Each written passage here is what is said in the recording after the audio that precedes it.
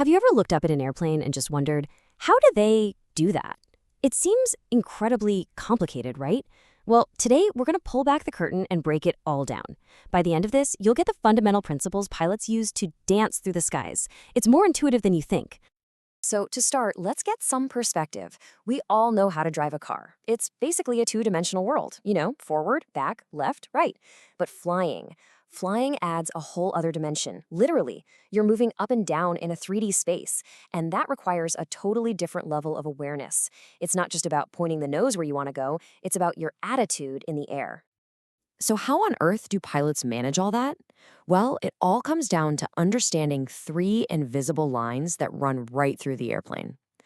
Imagine one from the nose to the tail, another from one wingtip to the other, and a third one going straight down through the top.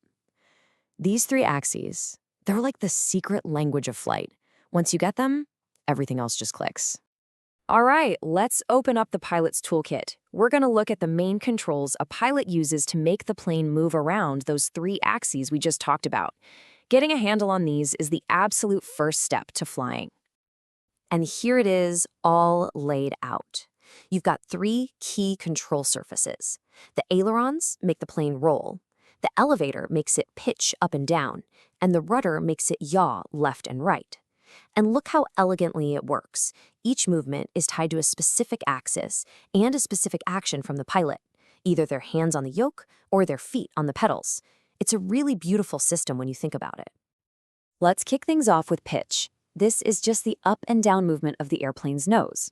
You control it with the elevator by pushing or pulling on the control yoke. And here's a fantastic way to remember it. Think of pulling the yoke back as a motion from your feet toward your head, which makes the nose go up. Push forward, it's like a motion from your head down to your feet, and the nose goes down. Pretty simple, right? Next up is bank, which you can also call roll. This is all about dipping a wing left or right. You do this with the ailerons by turning the yoke, kind of like a steering wheel. And we've got another great body analogy for this one. Turning the yoke to the right is like a motion from your head to your right hip, and yep, the right wing drops. Turn it left, and it's head to left hip.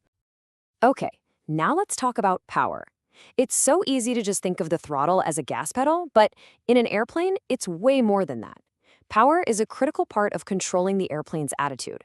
For instance, if you're going to climb, you need more power to fight against the extra drag. If you're descending, you'll reduce power. It's always adjusted to achieve a specific goal, not just to speed up or slow down. And finally, we have trim. Oh man, trim is a pilot's absolute best friend. Imagine you had to hold a heavy weight with your arms stretched out for hours. That's kind of what flying would feel like without trim. It lets the pilot relieve that constant pressure you'd need to hold a certain flight attitude. And you know what? A perfectly trimmed airplane is the sign of a really good pilot. It means they're not fighting the aircraft, they're in harmony with it. Okay, so we've got our tools. Now let's see how to actually use them. Believe it or not, every single thing a pilot does, from takeoff to touchdown, is built on just 4 fundamental maneuvers. Let's see how these pieces fit together. And here they are. Straight and level flight. Turns, climbs, and descents. That's pretty much it. Every complex procedure is just a mix of these 4 basic skills. Now, they're all super important, but we're going to zoom in on the turn, because that's where some of the most fascinating and kind of counterintuitive physics of flight really show up. So check this out. When a plane is flying straight and level, all its lift is pointed straight up, fighting gravity. But the moment you bank the wings to make a turn, that lift force tilts. It actually splits into 2 parts. One part is still pointing up, holding the plane in the air, but now you've got this new horizontal part that's literally pulling the airplane through the turn. But this is where things get a little weird. When you use the ailerons to roll into a turn, the wing that's going up creates more lift, right? Well, more lift also creates more drag. And this extra drag on the outside wing has this annoying side effect. It tries to pull the plane's nose away from the direction you want to turn. They call this adverse yaw. And this, my friends, is why airplanes have a rudder. It's not to steer the plane like a boat. That's the biggest misconception out there. The rudder's main job in a turn is to fight that adverse yaw.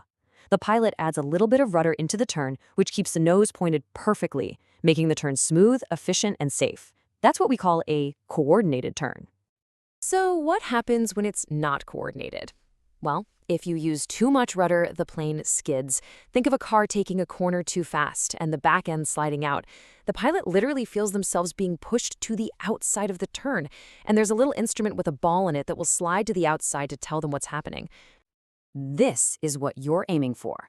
This is perfection. In a coordinated turn, all the forces are perfectly balanced. The pilot feels the G-force pushing them straight down into the seat, just like when you accelerate in a car. It's comfortable, it's efficient, and that little ball on the instrument stays right in the middle. This is the mark of real skill. Now, the opposite of a skid is a slip.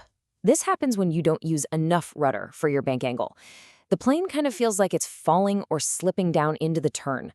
The pilot feels a push toward the inside of the turn, and that little ball slips to the inside too. Both slips and skids are sloppy, inefficient, and can even be dangerous. So, knowing all the mechanics is one thing, but what really separates a decent pilot from a truly great one is the ability to go beyond just moving the controls. It's about developing an intuition, a real feel for the airplane, turning the science into an art form. And this is how they teach it. It's a method called integrated flight instruction, and it boils down to this 90-10 rule. Pilots learn to spend about 90% of their time looking outside, using the natural horizon as their main reference. They only glance inside at the instruments for that other 10%, basically just to confirm what their body is already telling them. And that's how a pilot develops that feel. It's called kinesthesia, sensing movement through your body. You learn to listen to the sound of the wind rushing past to judge your speed. You notice the subtle changes in the engine's hum. You feel the G-forces pressing you into your seat during a turn. And you can feel even the slightest sideways nudge that tells you you're in a slip or a skid. And this is why it's so incredibly important. As this quote says, a pilot who gets this intuitive sense early on, well, they're just going to have a much easier time with all the advanced stuff later. It's about becoming one with the machine, reacting to what it's telling you almost without thinking. So we've gone over the rules, the mechanics, the physics. The building blocks are actually pretty straightforward. But the real magic, that happens when a pilot turns all that knowledge into pure gut instinct. So I'll leave you with this. Now that you know the rules of control, do you think you could learn the art of feeling flight?